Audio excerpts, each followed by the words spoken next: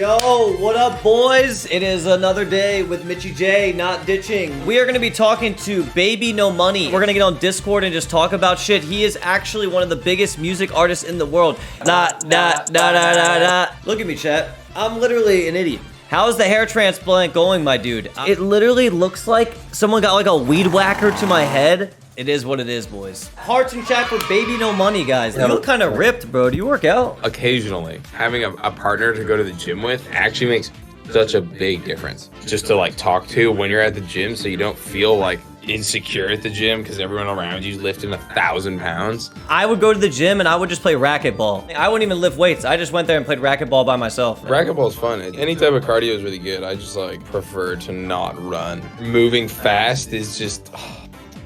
man, that ain't for me anymore, honestly. Moving fast. When you do like a show on stage, that's like cardio, man. That's like running fast. Doing a show is exhausting. I used to be a lot more energetic on stage, but then I started doing an hour and a half, and you have to pace yourself.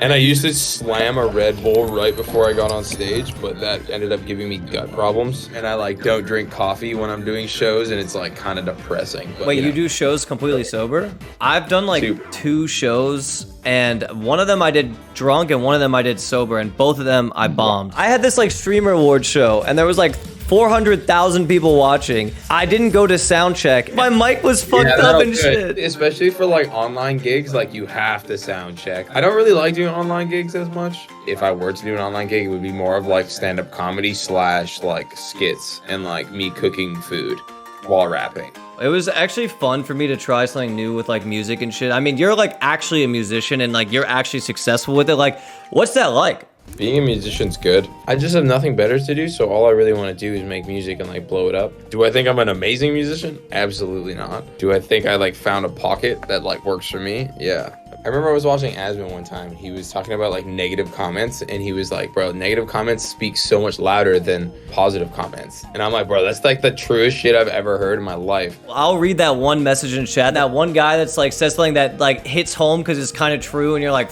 fuck, you know what I mean? Like people behind the screen, douchebags sometimes. I mean, I get it. I used to play League. Oh, you played League of Legends? In beta, and I played WoW from like, I think I was 11 when I first started playing it. Everyone went through the toxic phase, but I would say I'm a relatively reserved gamer now. There's actually been a lot of controversy recently with like people talking shit in video games. There's this guy named like Speed who's getting like a pseudo canceled, like XQC is getting shit from Keemstar. I don't know what the fuck's going on, but people are pretty much having an argument whether like people should be able to shit talk in games. Right? I think that notoriously gaming has always had shit talk, but at the same time, like it can get too far. I think I believe in a little bit of squelching. Once you start hitting the derogatory terms, oh yeah, like, and right, those dude, come out. Those come out in gaming for sure. Did you ever play Halo, bro? I did play a little bit of Halo, but I was more of a COD king. COD 6 went crazy mode. I think it was like grade 10 spring break. I played like 19 hours a day, I swear to God. Like you play a hunter in WoW, right? I played like everything. Like my main has about like 1 year played. Yeah. On my paladin.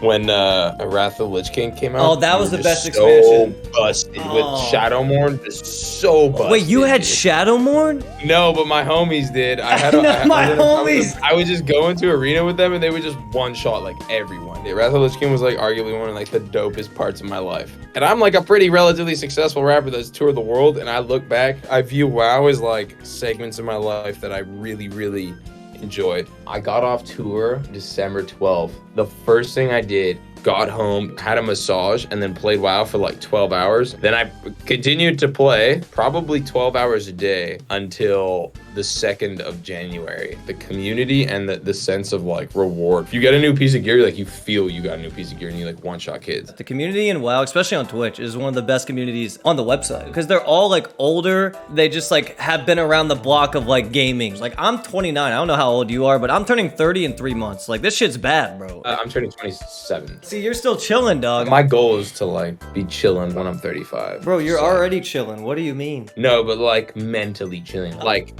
maybe done ayahuasca, yoga, meditating every single day, having a coffee espresso naked on my balcony. How did you first like blow up, and how did that feel when you like first blew up? Everyone really marks the date of Lalala being like my quote blow up. Yeah. But before that, I was making like really good money. The moment that I made it was when I was making $4 a day from my music.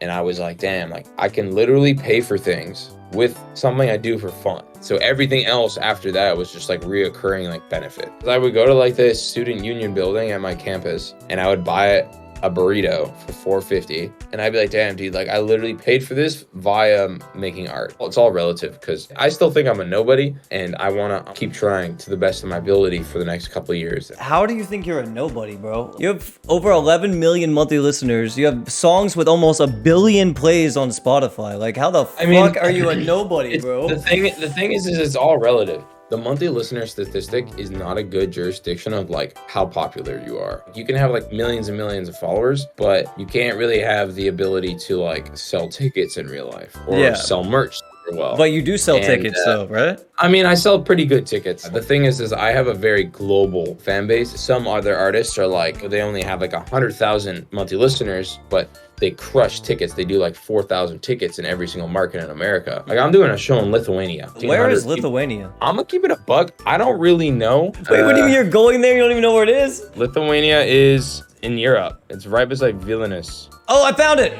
Fuck yeah. You've done shows in China, you said? I went to Xiamen, Beijing, Shanghai. Yeah, I've been to a lot of places in China. It's interesting because I blew up first in China. Obviously, they all like have like second language is English, or maybe they just like the melodies. I'm trying to understand. There's this group called TF Boys. One of the youngest, his name was Jackson. He danced to one of my songs, and then immediately I went viral. And then I had a bunch of people like get tattoos of me and stuff, and I was like, well, I can't stop now. And nothing hits as hard as the first time where you're like, holy shit, this is real. I'm sure you felt it before too, you know what I mean? Like, oh yeah, when my stream first started doing well, I was like, same kind of shit, you know. I was like, damn, I can actually afford like burritos, I can actually afford to get a coffee. I was actually selling Gladiator and WoW to make money before I streamed. I would play other people's accounts and get them rating in WoW, and I'd get like $1,000 to get them like to Gladiator range, and that was how I was making money. And I would only make money at the end of the season when titles were coming in, and before like that I was absolutely broke. I remember having to ask like my friend Sidu for like $15 just to pay for my WoW subscription because I was dead ass broke. And then randomly my stream started doing well when I was like 20 years old. There was this guy named Amhai. He was like some like oil dude, and he was donating to a lot of WoW streamers, and he ended up throwing me like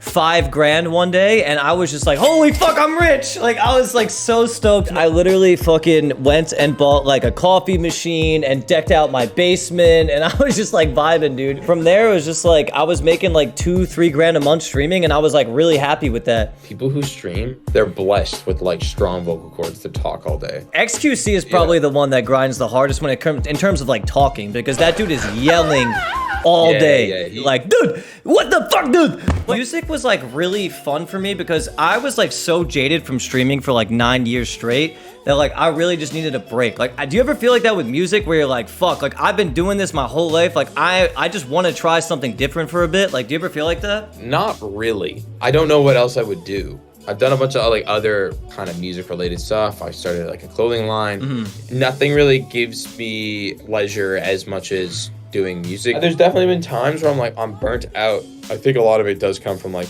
you know, being very, very aware of mental health and like, you know, I got my issues. Everyone's got their issues, right? So I'm fucked up. Dude, we all are fucked up, dude. No one's in this shit alone. If you like approach someone and are like, yo, look, I'm down bad, I need to talk to someone.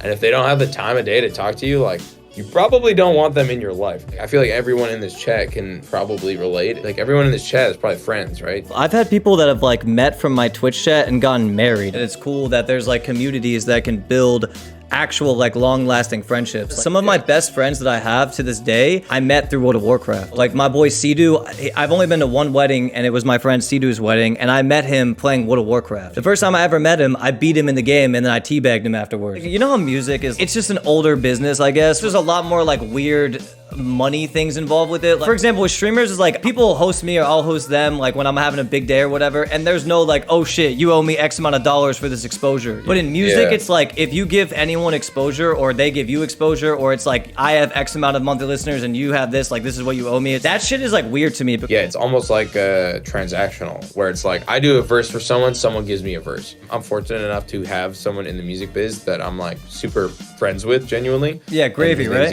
Yeah, Gravy.